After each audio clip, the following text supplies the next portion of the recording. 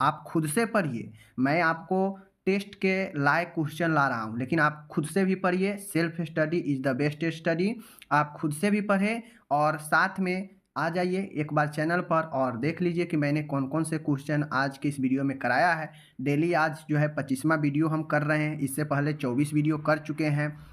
लगभग 1000 से ऊपर क्वेश्चन हम करा चुके हैं, जो लोग रेगुलर देख रहे हैं तो इस हिसाब से आज हम लोग 50 क्वेश्चंस को शामिल किए हैं, जो पूर्णतः एमसीक्यू और एक अच्छे लेवल के प्रश्न होंगे जो आपके एग्जाम में आ सकते हैं। समझ गए? तो मैं यही कहूँगा, ज़रूर आइए। और साथ में मैं ये भी कहता हूँ कि लगभग 100 वीडियो तो ज़रूर जो है एग्ज़ाम तक कंप्लीट कर लेंगे, कि 50 एमसीक्यू हम लोग करेंगे और अच्छे से करेंगे, समझ के करेंगे। और यह 50 जो है आपको 60-70 में भी कन्वर्ट हो सकता है अगर वीडियो को पूरा देखिएगा तो। फिलहाल चलिए हम शुरू करते हैं प्रश्न को और आप लोग देखिएगा। तब तक हम लोग मिलेंगे अब वीडियो के अंत में। चलिए प्रश्न को शुरू करते हैं। आपके सामने पहला प्रश्न है आपके सामने, बहुत शानदार प्रश्न है। कहता है कि बेबी फ्रेंडली हॉस्पिटल की शुरुआत जो है वह baby friendly hospital initiative eight starting कब हुई थी? मतलब ये जो बेबी फ्रेंडली हॉस्पिटल है इसको हम लोग BFHI शॉर्ट में कहते हैं।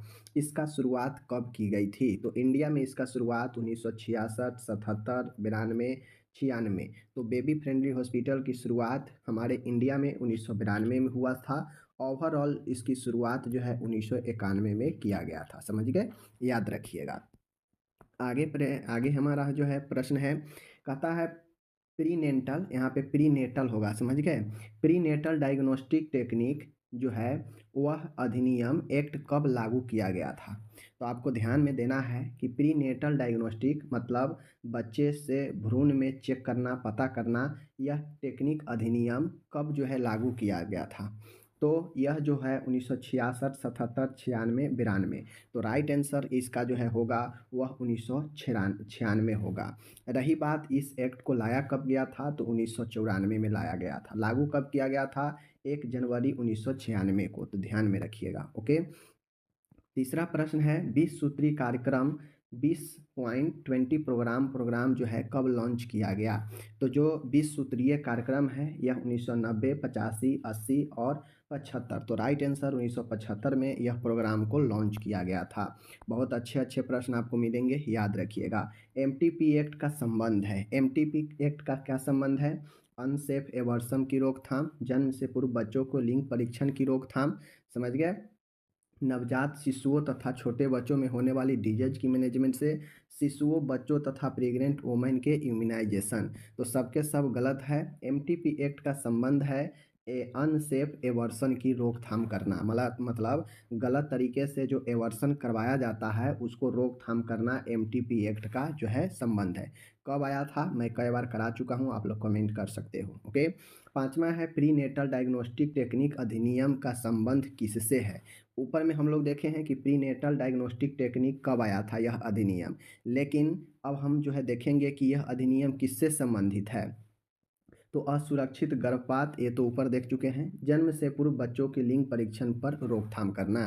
तो जो प्रीनेटल डायग्नोस्टिक जो टेक्निक एक्ट आया, इससे ये पहले होता ये था कि जन्म से पहले ही जो है लिंग का पता चल जाता था इस टेक्निक के द्वारा। मतलब लड़का है कि लड़की, इस चीज़ को पता चल जाता था, जिससे अगर किसी को मन नहीं होता था कि हम लड़की हमें हो और लड़की का पता चल जाता था तो लोग उसे एवर्सन के द्वारा ख़त्म करवा देता था। तो यह जो है जन्म से पूर्व लिंग चेक करना, परीक्षण करना, रोकथाम किया गया इस टेक्निक के अंतर्गत। समझ गए? छठा प्रश्न है वर्ष 2015 में प्लानिंग कमीशन मतलब योजना आयोग को किसमें रिप्लेस कर दिया गया? तो जो पहले योजना आयोग था उसको 2015 में नीति आयोग बना दिया गया। इसका अध्यक्ष प्रधानमंत्री होते हैं। समझ गए? तो ये सब जो है स्वास्थ्य के क्षेत्र में इम्पोर्टेंट है, इसलिए आपको जानना है। समझ रहे हैं? लेटेस्ट राष्ट्रीय नीति नेशनल हेल्थ पॉलिसी किस वर्ष बनाई गई?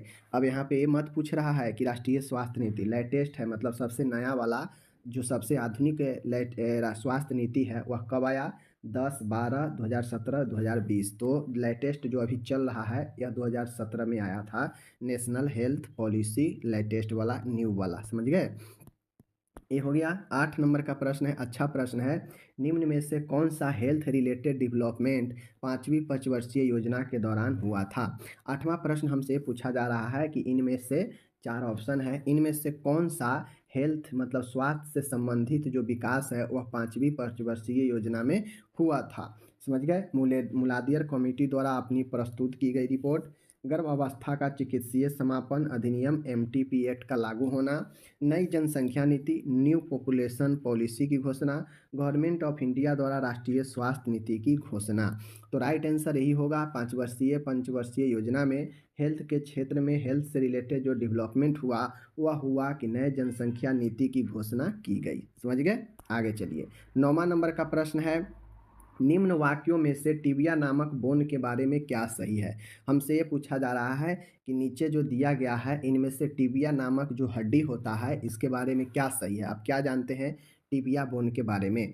ऑप्शन ए है, यह बोन शोल्डर एवं रिस्ट के बीच में पाई जाती है। बिल्कुल गलत। टिबिया तो शोल्डर और रिस्ट में होता नहीं है। बोन एल्बो एवं शोल्डर के बीच, ये भी गलत। बोन घुटने एवं एड़ी के मध्य पाई जाती है, ये सही है क्योंकि टिबिया हम लोग पढ़ते हैं कि यह पैर का हड्डी है, तो ये सही होगा। बाकी यह खोपड़ी क्रेनियम में पाई जाती है, गलत। खोपड़ी के हड्डी जो होता है वह क्रेनियल होता है, ये ध्यान में रखिएगा। समझ गए। चलिए आगे चलते हैं। 10वां नंबर का प्रश्न है, अच्छा प्रश्न है। निम्न में से ह्यूमन ब्लड में पाए जाने वाला कौन सा पदार्थ ऑक्सीजन परिवहन जो है कार्य करता है? तो आपको ये पता है कि हमारे बॉडी में, आपके बॉडी में जो ब्लड है वह ब्लड में ऑक्सीजन है। ऑक्सीजन है तभी वह हमारे संपूर्ण शरीर तक जाता है, कोशिका उससे जीवित रहता है। तो हमारे ब्लड में जो ऑक्सीजन है किसके द्वारा जो है ब्लड में ऑक्सीजन की सप्लाई जो है बना रहता है? कौन से चीज़ के द्वारा? तो उसमें एक आपका तत्व जो है होते हैं जिस हीमोग्लोबिन होता है, इसके कारण ब्लड जो है लाल भी दिखता है और ऑक्सीजन का परिवहन भी जो है मजबूती से होता है। तो हीमोग्लोबिन राइट आंसर होगा। समझ गए। बाकी ये सब जो है आपका अपशिष्ट पदार्थ है। यूरिया अपशिष्ट पदार्थ है। ग्लूकोज से हमें एनर्जी भी मिलता है, ज़्यादा बढ़ने से डायबिटीज भी होता है। WBC विभिन्न रोगों से बचाता है। समझ गए। चलिए 11 नंबर का प्रश्न है, अच्छा प्रश्न है। निम्न में से मानव रक्त में पाया जाने वाला उत्सर्जी पदार्थ कौन सा है? कहता है मानव के रक्त में कौन सा ऐसा उत्सर्जी पदार्थ है जो इस ऑप्शन में दिए गए हैं? WBC हमारा तो यह ब्लड का एक जो है घटक है। हीमोग्लोबिन भी एक घटक है। यूरिया की बात है तो यूरिया हमारे ब्लड में एक अवशिष्ट पदार्थ है जिसको किडनी छान के एक साइड कर देता है, मूत्र के द्वारा निकाल देता है। ग्लूकोज हमारे शरीर के लिए उपयोगी है, बेस्ट है नहीं। समझ गए। 12 नंबर का है, अच्छा प्रश्न है। हृदय से रक्त लेकर जाने वाली नलिकाएं कौन सी है? ध्यान दीजिएगा। हृदय की तरफ अगर ब्लड ला रहा है तो वह वेन होता है, सीरा होता है जिसमें अशुद्ध ब्लड होता है, ऑक्सीजन पूरा ब्लड होता है। समझ गए। वेन में जो ब्लू कलर के होता है। रही बात हार्ट से ब्लड लेकर अगर बॉडी की तरफ जाना है तो चूंकि बॉडी को, हमारे शरीर को अन्य हिस्सों को ऑक्सीजन चाहिए, वो ऑक्सीजन ब्लड के माध्यम से ही मिलता है हर एक अंग को। तो उसके लिए हार्ट से जो ब्लड होता है और वह अन्य अंगों तक जाता है तो वह आर्टरी होता है, मीन्स धमनियाँ होती है। एक औरोटा होता है, ये औरोटा का काम होता है, ध्यान दीजिएगा। औरोटा का काम होता है जिसको महाधमनी कहते हैं। महाधमनी का काम होता है कि यह ब्लड हृदय से लेता है और हृदय से ब्लड लेने के बाद विभिन्न जो है आर्टरी में यह सप्लाई कर देता है। समझ गए। जिसमें शुद्ध रक्त बहता है। ओके। बाकी जो लिम्फ वेसल्स होता है, लिम्फ हमारे WBC की तरह कार्य करता है। समझ गए। आगे है, मानव शरीर में सुपीरियर वेना केवा या अग्र महाशिरा सुपीरियर वेना केवा का कार्य क्या है? तो आपको पता होगा सुपीरियर वेना केवा जो है आपको पता होना चाहिए, सबसे बड़ा यह नली होता है और इसमें अशुद्ध रक्त होता है। समझ गए। बॉडी से विभिन्न भागों से अशुद्ध रक्त इस सुपीरियर वेना केवा के द्वारा हमारे हार्ट में के राइट आर्टरियम में पहुंचता है, मीन्स दाएं आलिंद में पहुंचता है और वहां पे दाएं आलिंद से जो है ब्लड जो है दाएं वेंट्रिकल में आता है, राइट वेंट्रिकल में आता है और राइट वेंट्रिकल से ब्लड ऑक्सीजन के लिए फेफड़ा की तरफ जाता है, फिर फेफड़ा से हमारे हार्ट में आता है, फिर हार्ट से जो है हमारे जो है विभिन्न भागों में जाता है। समझ गए।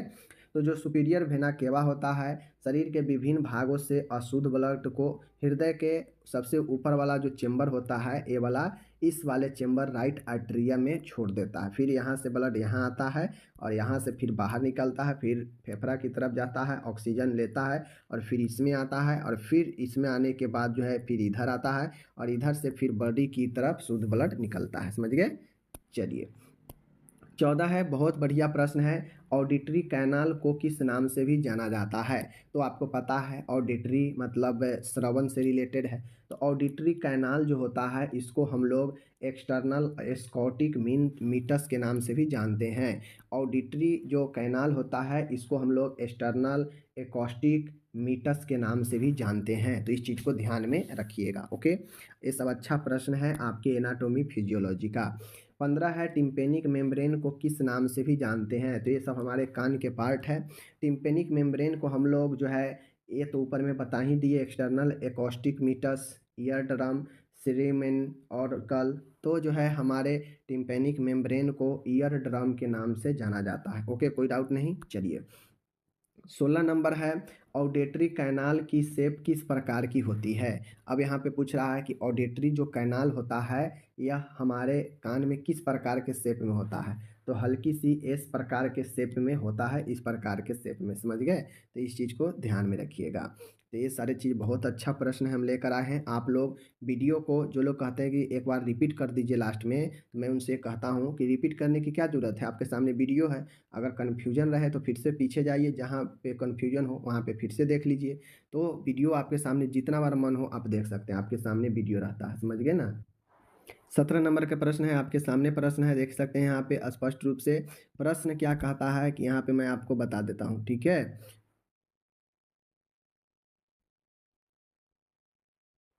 17 नंबर का है, कहता है कि ह्यूमन एलिमेंट्री कैनल के महत्वपूर्ण ऑर्गेन आमाशय यानी स्टोमक की आकृति कैसी होती है? यहाँ पे सीधा बताना है कि आमाशय पेट का जो होता है वह आकृति कैसा होता है। तो हल्की सी एस आकार की, समझ गए, जे आकार की, हैमर हथौड़े की आकार की, अंग्रेजी के एल की आकार की। तो जो पेट होता है हमारा, वह पेट जो है हल्का सा जो है जे आकार में ऐसे जो है मुड़ा होता है। समझ गए? तो ध्यान में रखिएगा, ये सब शेप वाला क्वेश्चन जो है बहुत बार पूछे जा सकता है आपसे एग्जाम में। नेक्स्ट है, कहता है ऑडिटरी ऑसिकल मैलियस की शेप होती है, मतलब ये सब कान के रिलेटेड है। ऑडिटरी कैनल हो गया, समझ गए ना, चाहे वो आपके ये सारे जो जो मैंने अभी ऊपर में पढ़ा रहा हूँ ये सब कान से रिलेटेड है। तो ऑडिटरी ऑसिकल यह जो है हमारे कान के जो है मध्य परत का जो है हमारे हड्डी के बारे में पढ़ रहे हैं हम लोग। तो जो ऑडिटरी ऑसिकल है यह जो मैलियस होता है, ऑडिटरी ऑसिकल मैलियस का जो शेप होता है वह हल्की सी एस आकार, जे आकार, हथौड़े की, एल की आकार। तो हथौड़े हैमर की आकार की होती है ऑडिटरी ऑसिकल मैलियस की आकृति। समझ गए? 19 है, बहुत ही अच्छा प्रश्न है, कहता है प्लेंटाइन बोन की शेप किस प्रकार की होती है? यह भी प्रश्न बढ़िया है। कह रहा है कि प्लेंटाइन बोन जो होता है उसकी आकृति किस प्रकार की होती है? तो जो प्लेंटाइन बोन होता है उसकी आकृति एस आकार, जे आकार, हथौड़े की। तो ये तीनों आकार तो हम लोग पढ़ चुके हैं, बच गया हमारा अंग्रेजी के एल आकार। तो जो प्लेंटाइन बोन होता है यही हल्के से एल आकार का होता है। समझ गए? 20 नंबर है, ओवल विंडो एवं राउंड विंडो पाए जाते हैं, यह भी कान से ही रिलेटेड है। तो ओवल विंडो और राउंड विंडो जो होता है, आप जो सुनते हैं जो द्वार होता है, विंडो मतलब क्या होता है? खिड़की। समझ गए? तो एक खिड़की के टाइप यानी आने साउंड को जाने और आने वाला जो जगह होता है वही ओवल और राउंड विंडो जो पाया जाता है वह ह्यूमन के ईयर कान में ही पाया जाता है। समझ गए? 21 है, कहता है कॉकलिया कहाँ पाया जाता है? तो कॉकलिया भी जो है ह्यूमन ईयर में ही पाया जाएगा, कान में ही पाया जाएगा, यह भी सुनने से ही रिलेटेड है। तो यह भी आपका हो गया यहाँ पे समाप्त। समझ गए? 22 नंबर है, निम्न में से कौन सी योजना कार्यक्रम के अंतर्गत लाभार्थी को कैश पेमेंट किया जाता है? तो आपको पता होना चाहिए कि आईसीडीसी हो गया, जेएसवाई हो गया, आईएमएनसीआई हो गया, डॉट्स थेरेपी हो गया। तो आपको पता है डॉट्स थेरेपी टीबी के उपचार के लिए है। समझ गए? आईसीडीसी इंटीग्रेटेड चाइल्ड डेवलपमेंट स्कीम जो बाल विकास योजना आंगनबाड़ी वाला जो है इसी के तहत चलता है। जेएसवाई होता है जो देखते होइएगा आशा सब जो अपने गाँव से जो है क्या करती है, अपने गाँव से जो है परिवार नियोजन के लिए महिलाओं को ले जाती है पीएचसी सेंटर पर, तो उसमें उसको रुपया मिलता है। समझ गए? साथ में आपको पता है ये सारे चीज़ के बारे में। तो जेएसवाई में गांव के जो महिला होती है उसको 1400 रुपये दिए जाते हैं, जो शहर की महिला होती है उसको 1000 रुपये मिलते हैं। समझ गए, ये ध्यान में रखिएगा, JSY जननी सुरक्षा योजना। ओके, 23 नंबर है, बहुत अच्छा प्रश्न है। निम्न में से आशा के कार्य में शामिल नहीं है, आशा के इनमें से कौन सी काम नहीं है? तो आशा की काम जो है देख लीजिए यहाँ पे, आशा की काम ए है, टीकाकरण करना है, सही बात है, बिल्कुल सही है। हेल्थ एजुकेशन भी देना काम है, सही बात है। ए संबंधित ANM द्वारा संपादित की जाने वाली गतिविधियों का सुपरविजन करना, मतलब ANM के कामों का निरीक्षण करना आशा का काम है। चूंकि ANM से तो नीचा होती है आशा, तो कैसे वह ANM के कामों को निरीक्षण कर लेगी? तो ये गलत। व्यक्तिगत एवं पर्यावरणीय स्वच्छता को बढ़ावा देना, तो यह भी इसका काम है, लेकिन ये वाला काम नहीं है, तो अब से सी जो है राइट आंसर होगा। ओके, चलिए 24 नंबर का प्रश्न है, यहाँ पे फिर आशा से ही रिलेटेड है। आशा, देखिए आशा के बारे में क्लियर हो लीजिए कि क्या काम है, क्या करती है, क्या नहीं करती है। आशा के संबंध में कथन सही नहीं है, यहाँ भी कथन सही नहीं पूछ रहा है। आशा योजना की शुरुआत NRHM के अंतर्गत की गई है, बिल्कुल सही है। इसको हम लोग नेशनल रूरल हेल्थ मिशन कहते हैं, इसके अंतर्गत आशा की शुरुआत की गई थी, सही बात है। प्रायः 5000 की जनसंख्या पर एक आशा को नियुक्त किया जाता है, यही बात गलत है। आपको पता होनी चाहिए कि आशा की नियुक्ति 1000 की जनसंख्या पर किया जाता है, नोट 5000। ओके, आशा के रूप में प्रायः उसी गांव की ही किसी फीमेल का चयन किया जाता है, यह भी सही बातें हैं। ऑल ऑफ द एबोव, तो ऑल ऑफ द एबोव तो नहीं होगा, ये वाला गलत है, बाकी सब सही है, दोनों सही है। समझ गए, आगे है, कहता है 25 नंबर का प्रश्न है, प्रायः किसी पॉपुलेशन पर एक आशा का चयन किया जाता है, मीन्स कितने के पॉपुलेशन पर एक आशा का चयन किया जाता है? तो अभी ऊपर बताए हैं 1000 की जनसंख्या पर। समझ गए, चलिए 26 नंबर है, अच्छा प्रश्न है। गवर्नमेंट ऑफ इंडिया द्वारा लागू की गई फर्स्ट 5 ईयर प्लान योजना की अवधि क्या थी? प्रथम जो पंचवर्षीय योजना है, ये सब आपको योजना से रिलेटेड क्वेश्चन पूछेगा। तो फर्स्ट जो 5 ईयर प्लान था वह 1951 से 56 तक चला था, 5 साल चला था। समझ गए, तो ये सब योजना आयोग वाला याद कर लीजिएगा, क्योंकि यह हेल्थ के सेक्टर में भी बहुत अच्छा काम किया था। जननी सुरक्षा योजना JSY प्रारंभ करने के पीछे का मुख्य उद्देश्य क्या था? तो HIV संक्रमण की प्रभावी तरीके से रोकथाम करना, गलत। संस्थागत प्रसर्व, इंस्टीट्यूशनल डिलीवरी को बढ़ावा देना, मतलब हॉस्पिटल में ज़्यादा से ज़्यादा प्रसर्व हो, क्योंकि गांव में लोग ज़्यादातर घर पर ही जो है दाई को बुलाकर काम करवा लेता था, प्रसर्व करवा लेता है, जिसमें बहुत सारा रिस्क भी रहता है। तो इसका काम यही है कि ज़्यादा से ज़्यादा इंस्टीट्यूशनल डिलीवरी को बढ़ावा दे। समझ गए, बाकी ये सब के सब जो है गलत है, तो इसलिए हमारा ऑप्शन नंबर बी सही है। समझ गए, 28 नंबर है, अच्छा प्रश्न है। कहता है यहाँ पे, निम्न में से आंगनबाड़ी कार्यकर्ता द्वारा संपादित की जाने वाली एक्टिविटी में शामिल नहीं है। अब यहाँ पे आंगनबाड़ी कार्यकर्ता पर हम लोग आ गए। समझ गए, देखिए आंगनबाड़ी कार्यकर्ता हो, आशा हो, समझ गए, उसके बाद बोलते हैं और सारे जो भी ऐसे कुछ छोटे मोटे जो संस्था है, इस सब को हेल्थ के सेक्टर में कहीं ना कहीं भूमिका निभाता है अच्छे स्वास्थ्य में, इसलिए सब के बारे में हमको पढ़ना रहता है। तो आंगनबाड़ी कार्यकर्ता द्वारा जो भी संपादित की जाने वाली एक्टिविटी है उनमें शामिल कौन नहीं है? इसमें इम्यूनाइजेशन में सहायता करना, यह भी ये तो है एक्टिविटी में, लोगों को सहायता करेगा टीकाकरण में। स्वास्थ्य शिक्षा भी दे सकती हैं, स्वास्थ्य शिक्षा तो एक नॉर्मल व्यक्ति भी दे सकता है। समझ गए, संबंधित ANM द्वारा संपादित की जाने वाली गतिविधियों का सुपरविजन करना, जब आशा नहीं कर पा रही है इसका सुपरविजन, तो फिर ये आंगनबाड़ी कार्यकर्ता कहाँ से कर पाएगी? तो इसलिए ये भी नहीं होगा, यही गलत है। बाकी व्यक्तिगत एवं पर्यावरणीय स्वच्छता तो सबके दायित्व है रखना। 29 नंबर प्रश्न है, नॉर्मल लेबर की अवस्था में महिला द्वारा अपने नवजात नियोनेंटल को ब्रेस्ट फीडिंग करवाना कब प्रारंभ कर देना चाहिए? तो यहाँ पे कह रहा है कि अगर नॉर्मल डिलीवरी हो गया है तो इस अवस्था में महिला को अपने बच्चे को ब्रेस्ट फीडिंग मतलब स्तनपान कितने देर में करवा देना चाहिए प्रारंभ?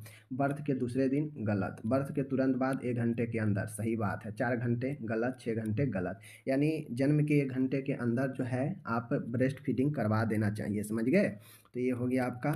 नेक्स्ट है 30वां नंबर प्रश्न है, 24x7 PHC से क्या अभिप्राय है? तो देखिए 24x7 का मतलब होता है कि 7 दिन 24 घंटा। समझ गए ना, मतलब सप्ताह में 7 दिन होता है और 24 घंटा होता है एक दिन, तो 7 दिन यानी 24 घंटा जो है प्रत्येक दिन सर्विस का मतलब होता है PHC का। PHC का मतलब प्राइमरी हेल्थ केयर।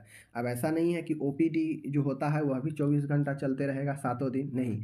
ये इसका कहने का मतलब ये है कि जो ऑब्स्ट्रक्टिव सर्विस होता है, जैसे कि प्रसर्व अगर करवाना हो तो 2400 घंटा यह जो है प्रसर्व के लिए खुला रहता है। अगर रात में किसी को पेन शुरू हो जाए, समझ गए, डिलीवरी का, तो उसे आप पीएचसी में ले जाकर भर्ती करवा सकते हैं, क्योंकि 24x7 यहाँ पे ऑब्स्ट्रक्टिव सर्विस उपलब्ध रहता है, वही प्रसर्व सेवा, समझ गए।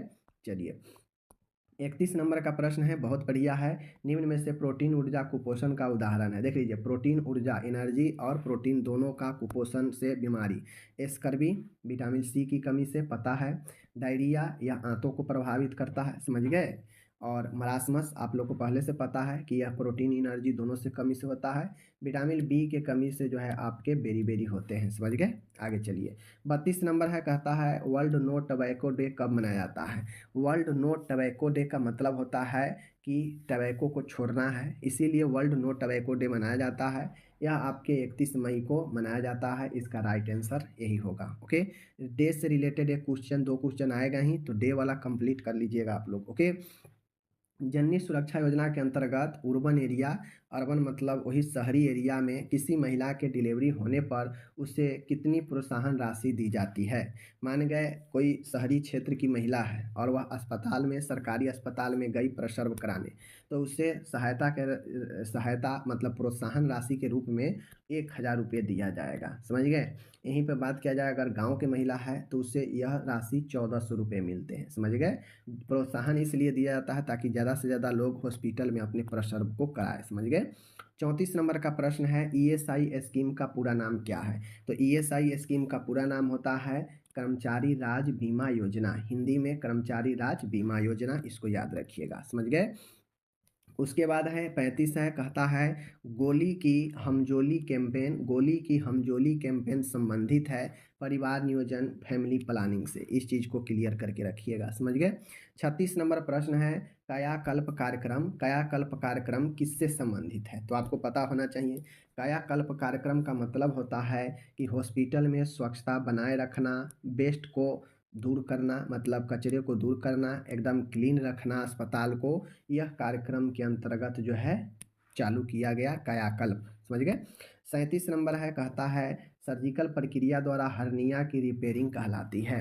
किसी को हर्निया होने का मतलब होता है कि आप लोग को पता होना चाहिए कि हर्निया होने का मतलब है कि जहाँ भी हर्निया होगा वहाँ पे सूजन टाइप से रहता है, समझ गए, ट्यूमर टाइप से। वो होता इसलिए है कि पेट का अंग, मतलब पेट का अंग मान गए छाती में चला जाएगा तो छाती में एक बड़ा सा ट्यूमर आ जाता है, या फिर पेट में ही अलग अलग ऑर्गेन है और वह इधर से उधर घुस जाएगा तो उससे सूजन आ जाता है, वही हर्निया के रूप लेता है, समझ गए। डिटेल से पढ़ना है तो जाके नर्सिंग ज्ञान पर आप लोग देखिए, पता चल जाएगा।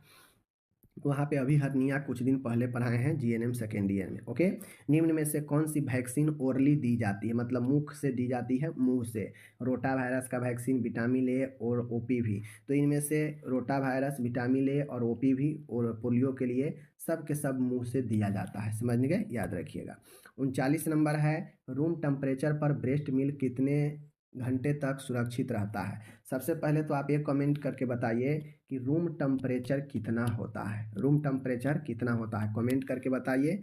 और इसका राइट आंसर होगा 4 घंटे तक। रूम टेम्परेचर पर जो स्तन का मिल्क है वह 4 घंटे तक सुरक्षित रह पाएगा। ओके, उसके बाद है निम्न में से कितना अपगार स्कोर, अपगार स्कोर आप लोग को पता है 0, 1, 2 के इस्तेमाल करके बनाया जाता है, समझ गए।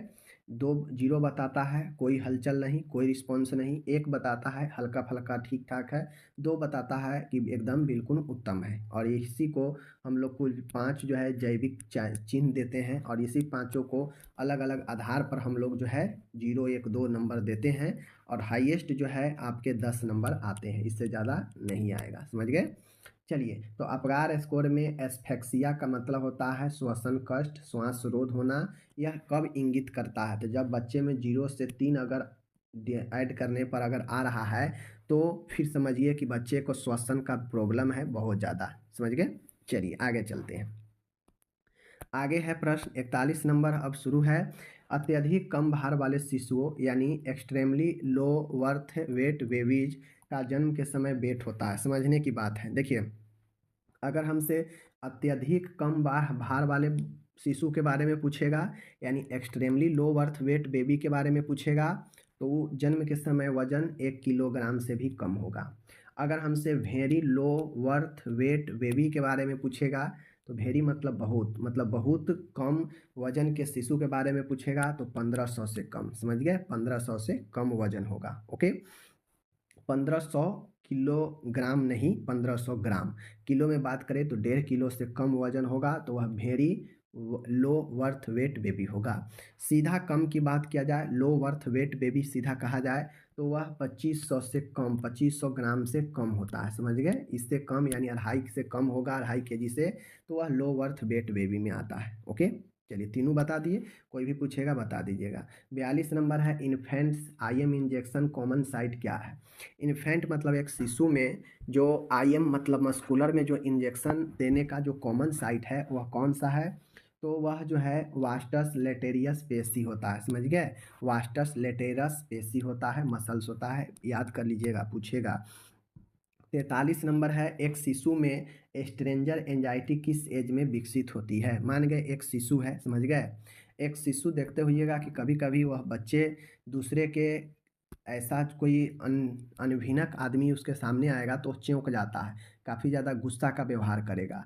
तो एक शिशु में स्ट्रेंजर मतलब अजनबी से उसको चिंता होने लगता है, डर होने लगता है, वह किस एज में उसमें विकसित हो जाता है, तो यह जो है उसको 8 माह के एज पर विकसित हो जाता है, समझ गए। जो थोड़ा थोड़ा दूसरे व्यक्तियों से डरने लगता है, उसके प्रति एंजाइटी होने लगता है। ओके, 44 है ताज़ा तैयार किए हुए ORS, समझ गए, ORS ओरल रिहाइड्रेशन सॉल्यूशन, ये जो होता है कितने समय तक यूज में लिया जा सकता है। ताज़ा अगर आप तैयार किए हैं ORS घोल खुद से बनाए हैं तो एक बार बनाने के बाद कितने समय तक यूज में लिया जा सकता है, बस 1 दिन 24 घंटे तक मात्र, वो भी सुरक्षित रखने के बाद ही, समझ गए। 45 नंबर का प्रश्न है ORS के कंटेंट्स में शामिल नहीं, मतलब ORS के सामग्री में इन चारों में कौन सा जो है शामिल नहीं है, तो सोडियम नाइट्रेट यह शामिल है, सोडियम क्लोराइड भी शामिल है जिसको साधारण नमक कहते हैं, मैग्नीशियम से संबंधित कोई भी कंटेंट शामिल नहीं है, पोटेशियम क्लोराइड भी शामिल है। तो ये सब क्वेश्चन बहुत अच्छे क्वेश्चन है, ORS से रिलेटेड क्वेश्चन आपको बनेंगे तो इस प्रकार के क्वेश्चन पूछेंगे ही कि ORS में क्या शामिल होता है क्या नहीं होता है, तो ध्यान से देख लीजिए। ओके, अब देखिए एक और ORS है, ORS में सबसे ज़्यादा सांद्रता मतलब सबसे अधिक जो सांद्रता होता है, जैसे सांद्रता का मतलब है कि पानी में 5 चीज़ मिला है, उस 5 में सबसे ज़्यादा क्या है, तो वही उसका सांद्रता होगा कि किस पदार्थ का कितना मात्रा है, वही सांद्रता होता है। तो सबसे ज़्यादा सांद्रता जो होता है वह साल्ट सोडियम साइट्रेट ही होता है, समझ गए, याद रखिएगा। 47 नंबर का प्रश्न है ORS के एक पैकेट में सोडियम साइट्रेट की कंसंट्रेशन कितनी होती है, तो ORS की एक पैकेट में जो सोडियम साइट्रेट होता है इसका जो मात्रा होता है लगभग 3 ग्राम के आसपास यानी 2.9 ग्राम होता है, समझ गए। अब ऐसा नहीं है, सब नाप के बनाया जाता है, तो आप लोग ध्यान से देख लीजिए कि सोडियम साइट्रेट इतना होता है। ओके, चलिए, कहता है पॉजिटिव कर्निंग साइन किस डिजीज को इंगित करता है। माय डियर, अगर किसी में कर्निंग साइन अगर पॉजिटिव होता है तो वैसे को हम लोग मेनिंजाइटिस कहते हैं। मेनिंजाइटिस आप लोग को पता है कि ब्रेन और स्पाइनल में जो ढकने वाला मेनिंजिस होता है उसमें इन्फ्लामेशन ही मेनिंजाइटिस कहलाता है, समझ गए। 49 नंबर है एसोफेगल एट्रेसिया के बारे में क्या सही है, तो माय डियर हमसे सही पूछ रहा है, ये नहीं कह रहा है कि कौन सही नहीं है। तो एसोफेगल एट्रेसिया जो होता है आप लोग को पता है इसे आहार नाल की अविवर्ता कहते हैं। यह एक बच्चे में जन्मजात रोग होता है, समझ गए।